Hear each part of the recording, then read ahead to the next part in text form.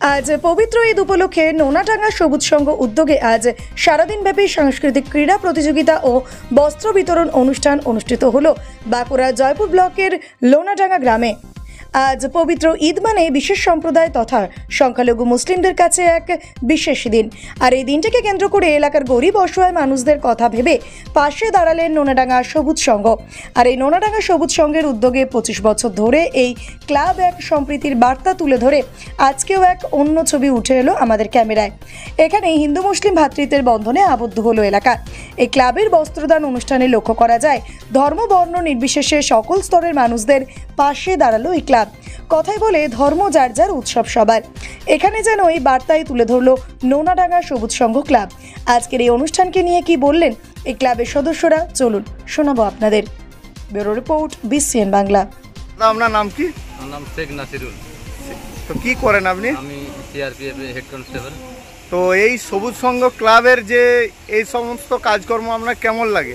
সবুজ সংঘ ক্লাবের কাজকর্ম বলতে আমি তো ছোটোবেলা থেকে আমার এই ক্লাবেরই সদস্য ছিলাম। এখন হয়তো কর্মসূত্রে বাইরে আছি, কিন্তু এটা আমি বাইরে থাকলেও এটা যখন নিউজের মাধ্যমে দেখতে পাই তখন আমার খুবই আনন্দ লাগে যে আমাদের ক্লাবের যেসব সদস্য ছিল এবং আমার গ্রামের যেসব বন্ধু তারা এই মহৎ কাজটা যে এগিয়ে নিয়ে যাচ্ছে, এটার জন্য আমি খুবই গর্বিত অনুভব করি।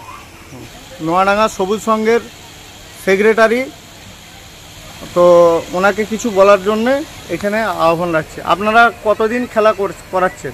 আমরা বিগত 2000 সাল থেকে প্রথম এটা শুরু করি, সেই থেকে আমাদের কন্টিনিউ এই আজকে 25তম বর্ষ আমরা এইভাবেই এটা উদযাপন করে আসছি। প্রথম আমাদের ক্লাবের সদস্য সংখ্যা 2-4 জন ছিল, আস্তে আস্তে সবাইকে কনভিন্স করে যে দেখো এরকম একটা অনুষ্ঠান যদি আমরা করতে পারি, কারণ ঈদটা নামাজ পড়া হয়ে গেল তো আর কেউ কোথায় নাই, তো এইভাবে এই খুশিটাকে যাতে আমরা সবাই মিলে ভাগ করে নিতে পারি, তাই আমরা কিছু সাংস্কৃতিক ক্রীড়া প্রতিযোগিতা আয়োজন করি যাতে ছেলেরা খেলাধুলা করে আনন্দ পায়। এবং শেষের দিকে একটা অনুষ্ঠান আগে হচ্ছিল, এখনও হয়, রাতের দিকে একটা সাংস্কৃতিক সন্ধ্যা। আর তাছাড়াও কিছু গরিব মানুষ যারা আছে তাদের দিকে কিছু বস্ত্র আমরা উপহার দিই, কিছু বস্ত্র আমরা ঘরেতেও পাঠিয়ে দিই আগাম, যাতে তারা সেটা পরতে পারে, বা দূরের যারা আছে তাদের দিকে আজকে ইনভাইট করে এখানেতে আমরা আপনারা দেখলেন যে আমরা বিতরণ করুন। এইভাবে আমরা প্রায় দীর্ঘ 25 বছর যাবৎ এই অনুষ্ঠানটা করে আসছি। দীর্ঘ 25 বছর ধরে। তো কি অনুষ্ঠান থাকছে আপনাদের? আমাদের অনুষ্ঠান বলতে বাচ্চা ছেলেদের খেলাধুলা, এই যে আমরা এই যে শাড়ি বিতরণ করা, এসব থাকছে। আমরা একটা পাশে দীর্ঘদিন ধরে দেখাচ্ছি যে এর যেসব উন্নয়নমূলক বা সেবামূলক যে কাজটা, এই কাজটা এই ক্লাব থেকে খুবই প্রশংসনীয় এবং খুব গর্বের বিষয় আমরা মনে করি। তা আপনার নামটা? আমার নাম জিন্নাত হোসেন মল্লিক।